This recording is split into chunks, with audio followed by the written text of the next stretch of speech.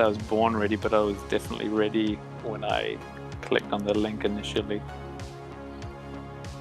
Alright, you guys let me know when you see That anything.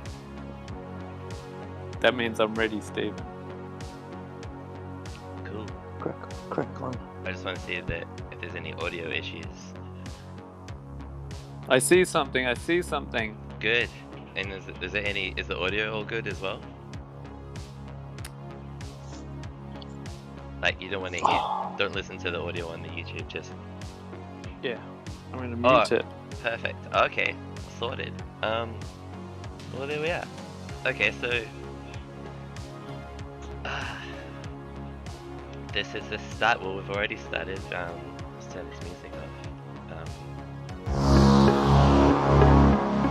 Alright, so welcome to Sci-Fi on Ice. I'm Steven, and Dean and Corey are here. And today we're going to talk about Philip K. Dick's Second Variety. And should I just go over the story quickly? Yeah, you can go for it. See if I get it right. You guys fill me in if you reckon I miss any key parts of the story. So we start with we're at the United Nations base or bunker, and there's like a Russian or a Soviet runner comes along, and then basically he gets mauled by these what would you call them? These little balls with knives that with artificial intelligence that just basically mince him up, and they find a note to to talk, and like they suspect terms of peace. Oh yeah, setting is like post-apocalyptic uh post-apocalyptic world, like post-nuclear, and the Russians apparently have gone one up on some technology, and then the Americans have come back with this ball of Is knives. is a Yeah. Sorry, is it really necessary to have a gist of the story? Because we've all read it, right? And maybe if Yeah. anybody watches this, they'll probably have read it as well. So Well, I guess it's sort of just we just sort of lay out what we've read, and we can go like peck at it, and okay, well, okay, how about I make the plot into like 4 sentences rather than the diatribe that I was getting into. So all right, so yeah, basically. So if you're here and Yeah. you haven't read Second Variety, go and read it, and then come back, and We'll still be here. and skip till 30 seconds further than this, and we'll be talking about the actual story. Right on, right on. So all right, so our guy, he goes off like is he Major Hendricks?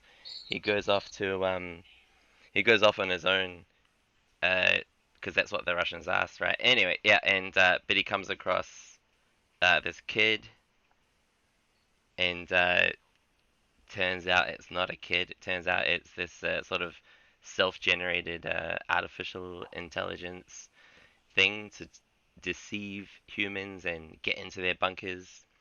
And our guy Hendrix, he meets the Russians, and they tell him this like their experience with it, and then so they want to tell the United Nations about like what's happened, and to sort of I guess work together on this problem, and they go back, and then there's like this trust thing that we'll talk about later that develops because we turn out that the varieties or the AI is sort of infiltrated within the little group of Soviets, and then in the end there's sort of the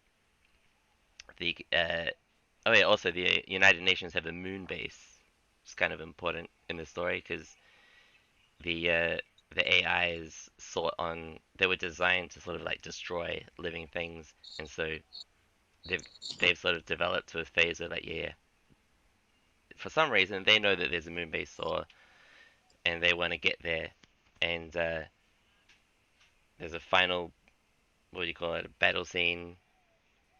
Turns out the United Nations has been overrun while Hendrix is gone on his little mission, and then we get to like the main point in the story where the one of the last standing Soviets is actually one of the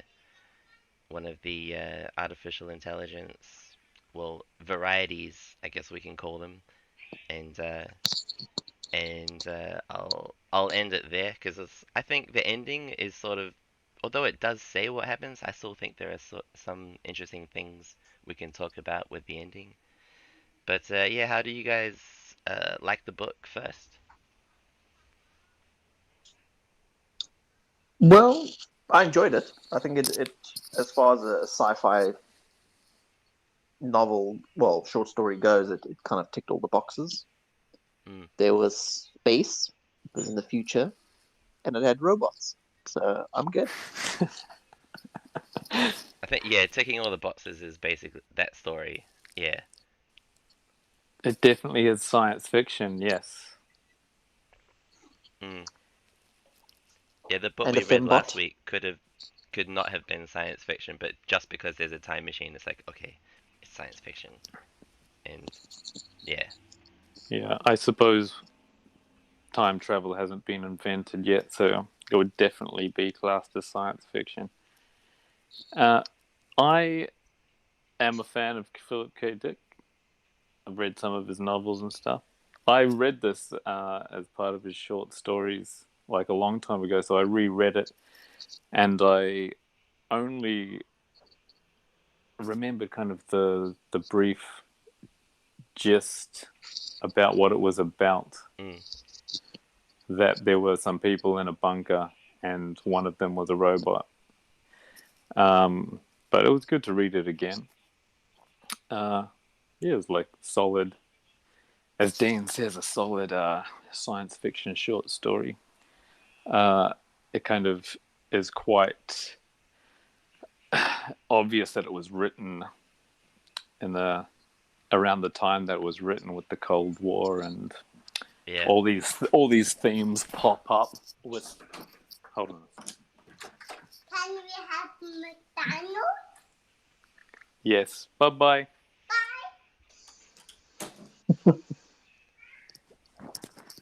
Sorry, I just did exactly what I was giving you shit about before. Had a little person knock on the door asking for McDonald's. Usually, Yeah. usually I'd say no McDonald's, but just to make the peace, I'd be like, "All right, you can have McDonald's." I think they were going to have McDonald's anyway. I don't think I had. It was a rhetorical question. Can we have Just an McDonald's? FYI. Yeah, we're eating McDonald's.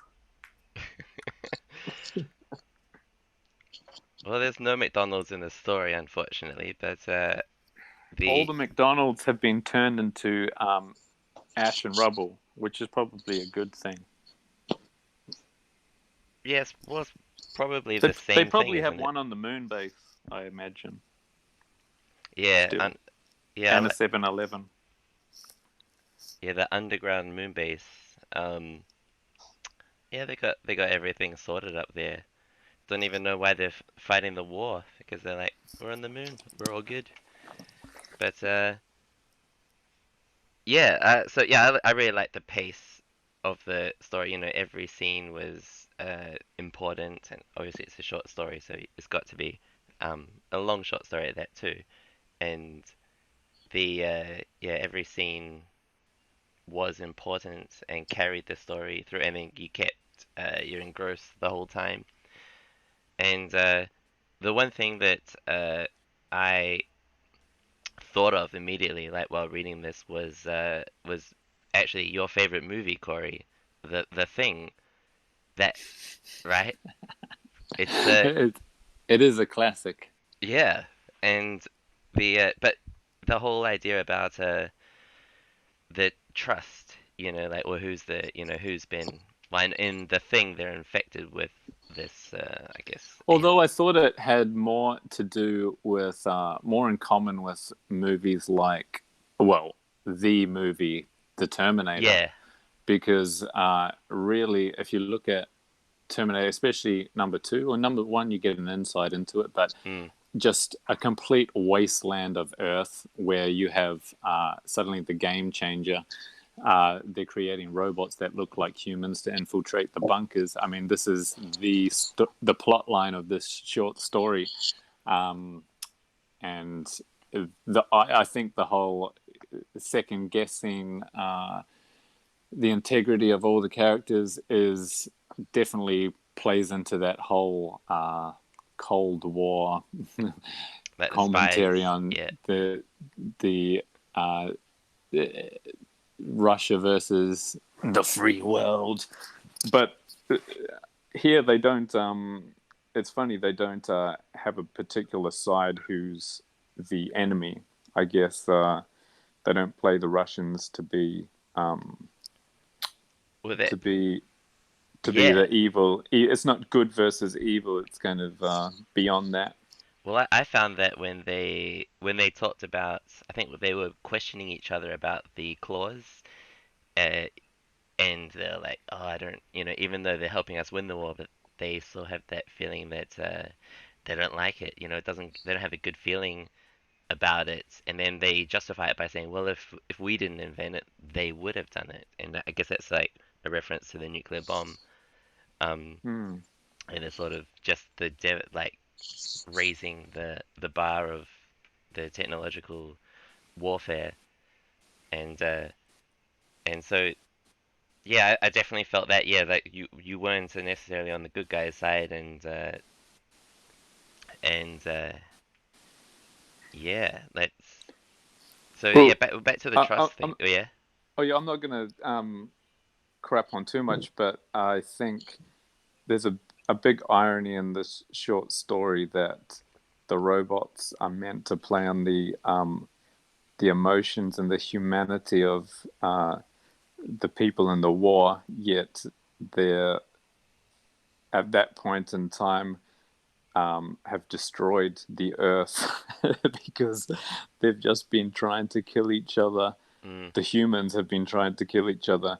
So, I mean, that in itself is some sort of irony that, oh, there's a poor little boy or a wounded soldier, yet the earth is a barren, ashy husk, and the only place you can live anymore is on the moon. Yeah, it was quite interesting that they chose those particular heartstrings to pull on: the small child, the wounded soldier, the old lady of negotiable virtue. The young lady. Yeah, just trying to survive, working her way through law school. Yeah, I have to say, like, I mean, it was a decent story, but it's kind of the problem I have with a lot of these short stories, especially say Philip K. Dick, who wrote a crap load for those basically throwaway stories for the science fiction weeklies and monthlies and stuff like this. There are major.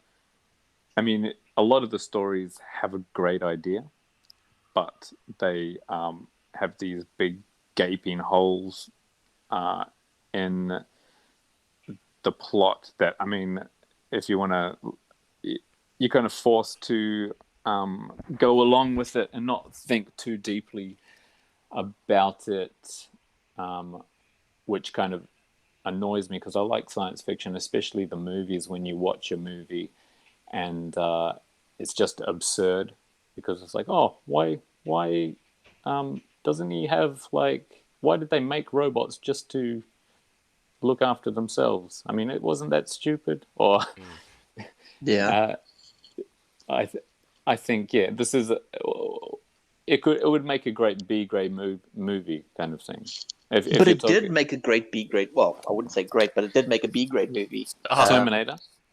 Yeah, Screamers, 1995. I've never seen it.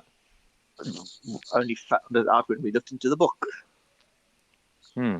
Who I was directed looking it? for like a short review on it, and somewhere in the wonderful world of Google, it threw up that the story inspired the script for Screamers. Okay. Yeah, Any you could. famous Well, I director or? mean, just from the YouTube kind of trailers of it, you can see how. I mean, some scenes are obviously more literal than others in terms of sticking to the script, but yeah, I'll have to watch it and see how if it kind of expands on the story in the way that we would have liked it. I mean, had this been a full blown novel Hmm. um, in terms of developing the characters and doing some more world building and whatnot. Yeah, I mean, sentient robots have. I mean, at this point in time, maybe it was a fresh idea back in the day, but it it reads just like a massive cliche. So it's hard to. Um, you got to take everything with a grain of salt um, when you're reading it, I suppose. So Yeah. Corey and I, we actually are very big brained. We studied American short story at university. So with this is, but one thing that they stressed about the stories usually was short stories tend to be isolated and to either it could be as short as a conversation or it might be uh, like an event. And I felt like this story was like a movie that was condensed into like two or three, maybe four chapters, and which kind of liked your point, Corey, about the Reader's Digest sort of churn them out. Boom, here you go. Take it or leave it. But luckily, it has a really good idea. And uh, yeah, let's actually. I want to move on to the trust thing. The because he gets when he meets the boy with the teddy bear, the David. So he meets a boy, and and so I've read it twice, and on the second reading, when you know what happens, you're sort of thinking, okay, well, what are the telltale signs that something that things didn't add up? Because at the end of the story, um, Hendrix, he's got some like big decisions to make, right? But with all the information that he's been getting, he should be sort of, I guess, working out who's who, right? And so obviously with the David, you look back like he wouldn't eat, and he for some reason he looked scrawny and what do you call it, malnourished, but he was just happy to walk along. So there's all these signs. And he kept asking, "When are we going to get there?" Very eager. Yeah, and they're very sort of precise sort of statements, and like when Hendrix calls back to the base, and you kind of know that the base has been infiltrated by the varieties. But he says like, "Is Scott?" I think is it Scott? And he's like, Mm-hmm. "Scott, is it you?" And he's like, "Yes, it's me, Scott." And I know like in the movies it would sound like that, right? It's a very sort of matter of fact, and you're sort of wondering like, yeah, okay, Scott, tell me your middle name, or you wonder why he didn't probe it any, like you could, Why there wasn't a safe word? yeah, or like, and look, right, I get it, like the stakes are high, so the pace, like the story's moving quickly, so it's quite forgivable that you kind of don't worry about a lot of details. You just need to push through the story, and It does maybe it's slow down convenient. though for that section once they're in the little bunker. Um, it did feel like the story did kind of settle, and that and that scene played out quite well in the bunker once just after the David incident. All right, so yeah, good point. So you got like who is it? You got so they shoot the David, and then our guys like what the heck, and then they go into the Russian bunker, and you've got Rudy, Klaus, and Tasso. Tasso's the chick, and they all that's that scene, right? And but then when Hendrix is talking to the chick, um, uh, Klaus gets Rudy against the wall, and they all come in, and there's sort of like a moment, and then they shoot Rudy, and it's all a bit sort of, what the heck, right? And you sort of like you want the investigation to like, well, why did this happen? But Hendrix is like, we've got to forget about it because like the stakes are high and we've got to move on. But at the same time, that scene did, you know, uh, sort of felt maybe a little bit rushed. Well, I think if you're gonna, like, we're talking about The Thing, and what I loved about that movie, um, and science fiction movies to me are great when they don't drift off into that absurd, unbelievable area where all the characters just have to be stupid, like Yeah, to keep the plot rolling on. Like in The Bunker is the classic example of, oh, let's just brush over the fact that, yeah, nobody's gonna, they're not gonna investigate. In The yeah, Thing, they got down and they said, we're gonna draw blood from everybody, and then yeah, we're going to do a scientific test, something like that. If someone's a robot in the bunker, they can easily probably find out by doing something similar. Um, so yeah, that a lot of that, those details were a bit of a downfall for the story, and I mm, thought that's why. At the end of the day, I would have to say that, I mean, it's a decent. He's a great writer, but this is short forms, and maybe he didn't put that much uh, effort into those little details, and I think that was a letdown for the whole thing.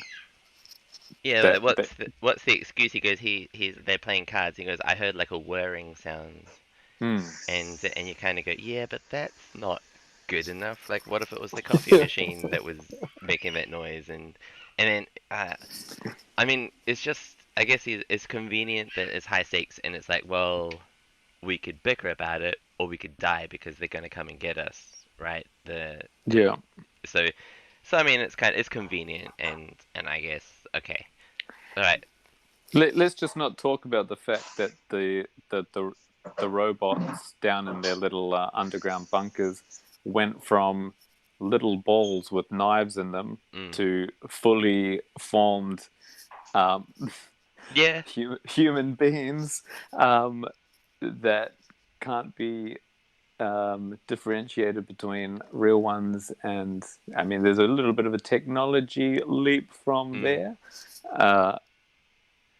To, yeah, like sudden sentience, at least in the in Terminator, there is a history there, so it's really believable, and you go along, but it's a short story, you can't Right. And actually, what is like the time when they invented the blade, the claws? Is it like 2 years, and then out like right? It's two Don't years. recall them giving a stipulated timeline. Oh yeah, well they talked about It wasn't long. It wasn't like it yeah. was 20 years of.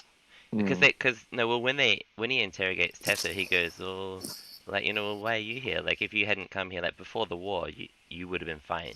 He's like, but for some reason, like 2 years ago, she was when she was 16, or so she says that she came, and reading it the second time, what I found interesting was that she built the bunker herself. Now it might have been like a remains of some other bunker, but it's and then Rudy and Klaus would go to visit her, right? And then they use the word lust, which I guess I mean we all understand what the reasons Getting a that they leg would leave over. the main lines to go to visit her bunker, right? Because that's what it was, her little isolated bunker from the rest. But Yeah, I mean there was a town there before, but yeah, it mm, is. I mean it's something as common as war. but yeah, the way they were like, oh, this chick built, and that's a bit sexist. This chick built this bunker, and so Did it say she built it? Or Yeah. she's just there?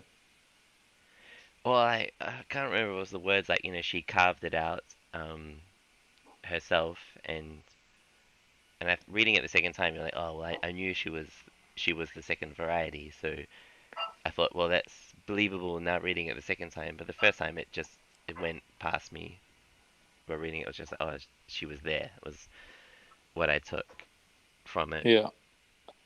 But No, The, she played her hand at some point, in the not too far future there, where when you're reading it, you're kind of going like, dude, this is like something should be some kind of like alarm bell should be going off in your head, or the little hairs on the back of your neck should be coming up but should we get to because that? Should we move on to the final battle scene? well, I mean, just even to the next section where they decide to go back to uh, Hendrix's Yeah, bunker. the United Nations bunker. But yeah, I love she's it. Yeah, definitely playing the long game for a second variety as well. We get the impression that those guys, the Russian soldiers, had been visiting her like for quite a long time. Like they'd been going in shifts, mm, and that's what that's why they said they just happened to be in that bunker at that particular time. Um, so it was yeah, the robots were playing the long game of chess yeah. in that sense, waiting for, and they killed their own to they killed a David or whatever. Um, so it's quite orchestrated. Uh, they had their end game was to get to the moon. So actually, that Uh, is quite interesting. Yeah, it ties up the very last line of the book. Sort of ties that up, which we'll maybe talk about later.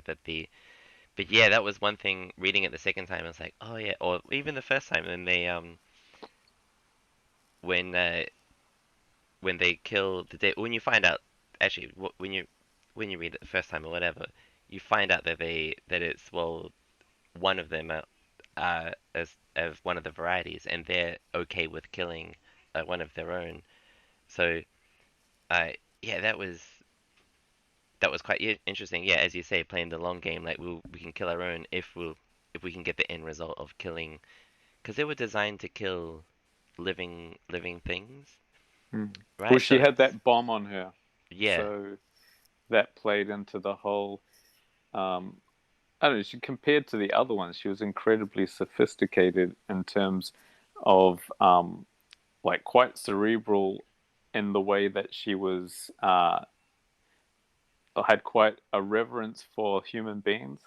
As she was saying, she kept um, complimenting the technology, and but I think when you look into it more, she is complimenting because they're basically human beings are her god. She's saying what you've created is quite amazing. You've created us, basically. If you mm, look uh, between the lines, she's saying uh, you are really your time has passed, but you're you've created something amazing. Your technology. She's fascinated with the technology, I okay. suppose. On that note, I got something interesting. Well, I think I do. Why does she love cigarettes? Like, in quote, American cigarettes is what she makes the point about. I think that's just programming. Mm-hmm. Well, by who? Well, by a database. I mean, if in most AI kind of body snatchers, uh, call it Terminator. If you want to bring in the Right. Terminator movies, um, they were preloaded with what the robots thought we were like. So Yeah. Mm. if you're taking frontline soldiers, Hmm. I mean, it's basically almost like prison rules. Like cigarettes is currency.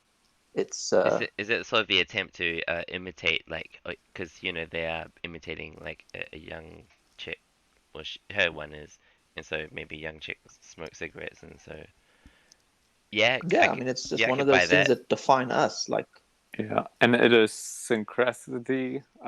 She if she's her end game is to get into the onto the or they probably didn't know about the moon base, the robots, right? not So until that Egypt said something. yeah, so the robots are really smart, and if I can just go back to talking about how she had like the reverence for human beings, there there is that spiritual aspect to the robots. Then, if she's sitting there and she looks at the revolver and she turns it over in her hand and Mm, she marvels it and goes, "Really, the things you've created are quite amazing." I mean, this is you'd have to think that she's reflecting upon her own creation in a sense, and it's robots, they become sentient, they become spiritual. That's probably scarier than just the fact that they're doing what they're programmed to do and kill human beings. Isn't that just then the what we would like the spark of life, like truly Hmm. sentient AIs? Yeah, but to yeah, I Yeah, guess that's an aspect of uh, what differs us from supposedly the animal kingdom is the fact that we look for meaning in our own lives, and you can see a touch of her thinking about perhaps her own meaning in the context of things, which is the beginning of her own demise. it is. It is. It's. I mean, well, all of theirs Yeah, because they from something that's to the point of emulating a human being. yeah. Well, they start killing each other, and I think that was the one of the one-liners at the end. So they're doomed anyway Yeah, they're because they're doomed to repeat the same cycle. yes, they're too much like us. We inherited our best quality. all right, Yes. what about the final battle scene? They go back and you know basically they go back to the United Nations bunker, and there's no one there, or well, they're what do you call them? The wounded soldiers and the Davids. They end up coming out after some hoopla, and there's they're all firing away with their blasters, and uh, and then one thing I found interesting was the way that Tasso treated Klaus. So say you're in the position of Hendrix, right, and then Klaus and Tasso are together, but then she goes away from um Klaus, so isolates him, and then he's sort of surrounded. And so she's, as you were saying before, she's playing a longer game, and it's like, well, sacrifice that guy, but Mm. but from the point of view of Hendrix, he'd be like, oh, wait a minute, like, why'd you do I that? I think you'd have to look at it that they have some sort of hive mind going on because Yeah, everything conveniently falls away to allow them to find the ship, and yeah, I think they're all the humans at the center of it, and if they're yeah, motivated to let the human um, take them to the bigger fish, basically, and everyone's expendable. That's why well, she's got that yeah. There's that. plasma bomb or whatever, and that's a great excuse to say, they've all been knocked out for 2 hours until we Who was it can. in the bunker when they were back in the bunker, and one of them said, perfect communism. Everyone is expendable. Like if everyone's just equal, right? Everyone's the same, and so you can sacrifice one because we're all the same anyway. So Yeah, is that, as you say, the hive mind um, goal, you know? And but but for me, why that was interesting was Hendrix, because it's got to play on his mind, because he because you if you're him, you'd look at Tessa and go, well, why did you do that, right? Because and then and then And she drank the coffee as well, yeah. which I thought, well, she's a robot. She's drinking coffee. She always Um, turns away though when she's drinking coffee. did she? Oh, it just said All right. he tried to drink some coffee, and then she's like, then Tasso drank the rest. Yeah. Didn't And then the next part where she's sitting by the fire and Uh-huh. she's finishing the coffee, it says she turns her head away. Okay. So I mean, yeah, I mean, what is the imitation of life? I mean, is that us? At what point are you no longer imitating? Yeah. Well, what's she going to do once she gets up to the moon? I mean, she's going to I suppose find a. That would be a great second story. Tasso Yeah. on the moon. It's like, hi guys. Well, Welcome you to won't Tassels. believe what happened to me down there. Oh gosh, I really need a shower, a hot shower. Dun Cue the 70s music. Yeah. Followed by explosions. Okay. Not the happy ones. After But the shower scene, okay? After the shower scene. Yes. In space, nobody hears you scream. An orgasm. what? But right, so Tesso like saves Hendrix, right? And I don't know, I feel like you kind of get the sense of doubt in him, like, because and I haven't got the text in front of me but he says so. He keeps saying like, "Are you sure?" Like he's telling the truth, and then this is his doubt like coming in, right? And because she also says, "Is there a way to the moon?" And at first he says, "Oh, nah, there isn't. Like we're screwed." And then she keeps insisting, and then he goes, "Okay, there is." Well, I'm not sure if he said it like that, but he does reveal there's like an escape pod to the moon, and Yeah. he's still drowsy from the battle, but he, you know, from the text it seems like he's letting up, but at the same time, you you know, you wonder how much of the information is he actually giving away, like his, you know, because he gives her the codes for the area. He's like, okay, you just got to go to this area, send the flares, or I don't know what the lights are, the code basically, and then they'll what is it, magnetic, I don't know, like tugboats on the moon, whatever they will pull her Yeah, the down, or grappling hooks that'll bring him down. yeah, and and he's, you know, it's easy, but how much of what he was saying was the truth, which is what I was curious reading that, because I was thinking if he realizes, oh, she's the second variety, and he's like, oh, you're trying to get to the moon to kill the rest of us, he could be like, okay, here's the I mean, wrong that's what I code, would think. Like, here's the wrong code, right? And they're gonna get you, and good, because I don't know, like, there's that bit of hope in humans that you think that you would do that if he'd worked it out. That There's they kind of allude to it that yeah, he has worked it out a little bit, because with the gun at the end, he's asking for the gun, yeah, and he really wants the gun, and she doesn't kind of give it to him till the very last minute before, mm, and then he's holding the gun, and suddenly she's taken off. So there's definitely doubt in his mind at that stage, and probably the reader already has cottoned on that yeah, he's been taken for a ride. So I think by that stage he's like, I'm fucked anyway. yeah. And I did like how afterwards, where he's, so the bomb again, because during the battle scene, yeah, she does the bomb and it kills all the claws and whatnot around.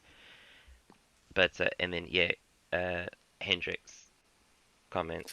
It's sort of when he's commenting on it, I think this is where he's alluding to, you know, like this is what makes you different, and not just from the Americans, but from the Russians or the Soviets as well. You're different, and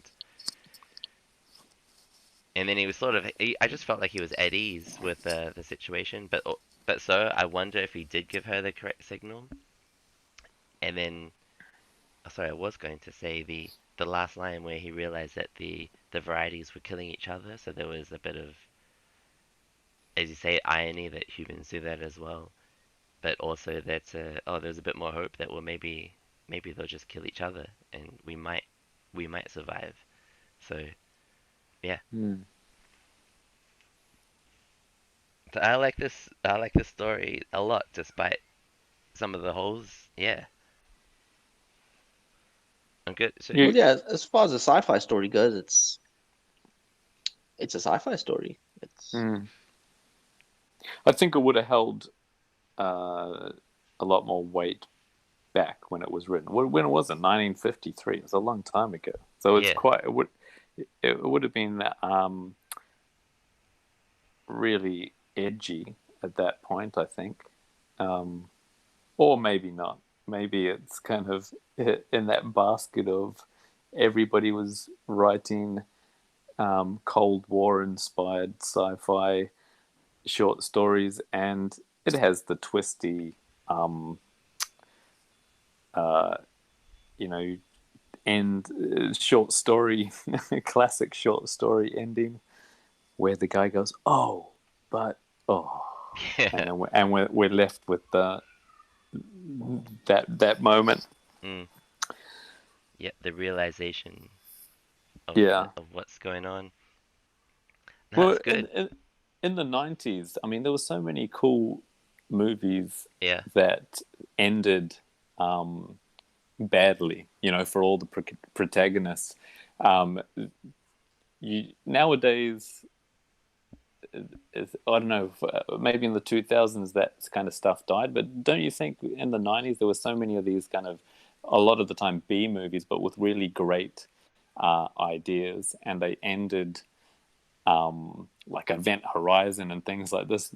They just Mm. ended bleakly, which I oh loved. wow, bringing up the classics now. Yeah, like did you ever uh, go to the movie store and you'd get 6 7 movies, and they in the 90s it just seemed to be this thing where movies ended, that open-ended kind of classic short story. Oh shit. Oh, a movie I love, Cabin in the Woods. Have you ever seen that, you I guys? haven't. Oh No, man, Ugh. it's a great play on the whole what kind of horror films that the kids go to the cabin in the woods and they get killed one by one, Mm. and but it's a complete fresh take on it, and it ends really well. It doesn't end by Jason getting killed or whatever. But we've gone way off track. I'm just saying, it's I refreshing to read stories that end, with all humanity going down the tube. Well, the yeah, 90s did have a lot of happy ending movies like Armageddon. Happy Gilmore. Yeah. Oh, yeah. That was happy. Easy going. All right, should we go? Dean, did you want to say any more? Should we go to the scoring? Should we do the yeah, score? we can go to scoring. I think we've all had quite a good read on it, and yeah. I gotta take Sarah out of the scores. Sarah's not here, so I'm gonna. Oh, and her number. Um, hang about, hang about. And so you guys. So Dean, you tell Corey about how we score. So we go for a score out of 500. Share half from a McDonald's. So I mean, there hasn't been anything in particular in terms of criteria, but yeah, I think because I like this and I like the way it went, I'm gonna give it a good old 425. 425. 425 out of 5. Yeah. All right, you Because guys. as far as a sci-fi book goes, it hits it on the head. All right, if you guys. Okay, let me see. Dean. Drags it back to its cave. All right. Yeah, your score is up 425. All right, Corey, what score do you want to give Second Variety by Philip K. Dick? I liked it as well. It's not one of my favorite of his, but I would say I'd give it 3.75. 375? Yeah. 375. Alright, whoops. Let's update Corey's score. Nice. Okay, for me, Actually, I want to revise that. okay. I want to give it a 7.1 out of 10. I What's just that feel like out of 500? Like, divide that by 2. oh, I'm not that good at maths. It's 7.1. 740. No, 755. No, I mean 355. 355. Yeah. 355. Do. Alright, let's update Corey's score. 355. Alright. Yeah, I like this. I like this story a lot. I like that it was a page turn. It was a bit long for the short story category, which made me feel like, okay, you know, if you want to explore this idea, maybe you got to go a bit further. But then at the same time, he kind of did it with the questions that it poses about the imitation of life and the human instincts for destruction of life. I give this 411. It's the highest score I've given. Yeah. Part of it's maybe like part of my scoring is in relation to the other books that we've read. It's definitely the best one for my taste. So let me take a look now. Yep, mine's up there. Okay, so now we get a total aggregate score, and Sarah's not here for the trumpets. Dean, do you want to do some? Okay. Pa, pa, da, pa. Your score for Philip K. Dick's Second Variety is 397. That was a bit flat. Didn't get to 400. That's pretty close. It's pretty close. 397. It's the best score. I think it's the best for the other books. And next week I Yeah. should put like a little table so you can see. Can you guys see it on your screen?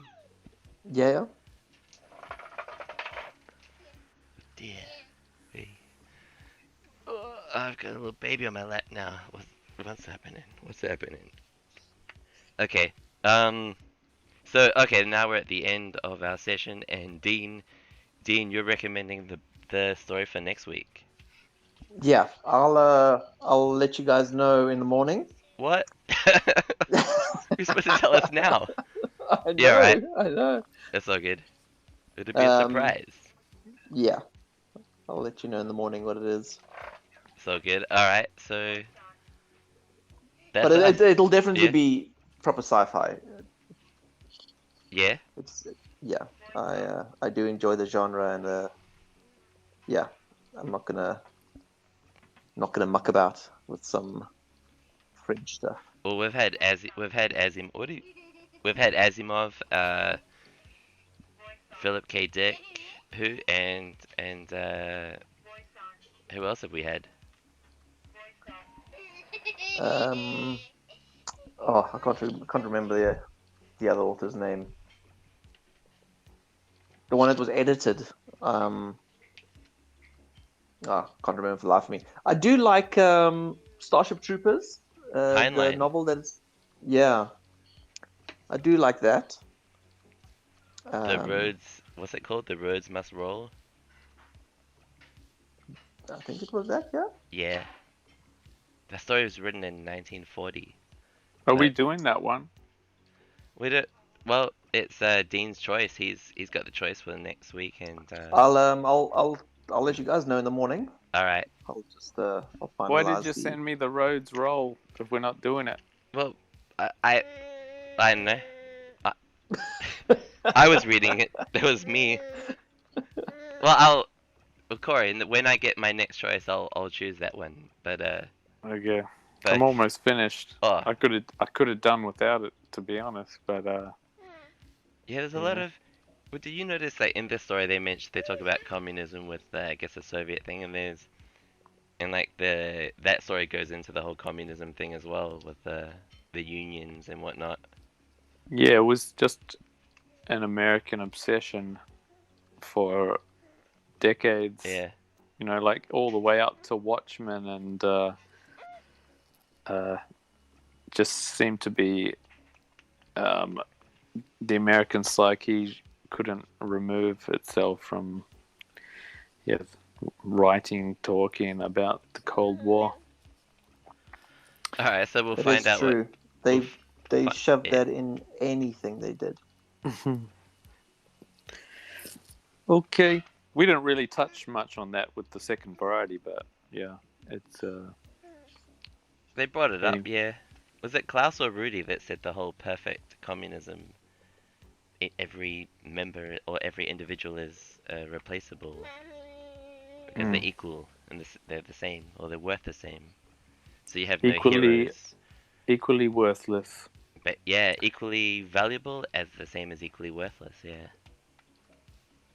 Okay, All right. Cool. it's been Sounding fun, off. guys. Thanks for having me. I hope I wasn't too annoying.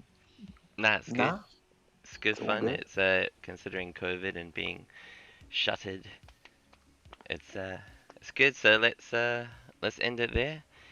See you guys next week. Okie Cheers, cheers. dokie. Ciao.